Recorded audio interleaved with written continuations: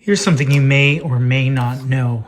So when you buy little small plants, these ones are going to go under my grow lights. I want to repot them into a bigger pot. But the quickest way to make these bigger and stronger plants is you're going to go down into these nodes and you're just going to take off all the bottom leaves, right?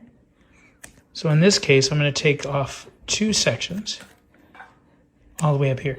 Now, this is where the hormones come. So these will either turn into leaves, or if you bury them, they will turn into roots. So when you cut them down and you bury it further, so I'm going to bury this up to here, all of these will turn into roots. That means it has a deeper root system and it'll become a bigger plant. So now you have a pepper plant that has a huge root system down below. And this will be a supersized plant. I'm going to put it under my lights for another 2 weeks. And once it's ready to go outside and there's no fear of frost, they'll go outside and I'll have some super jalapeno peppers.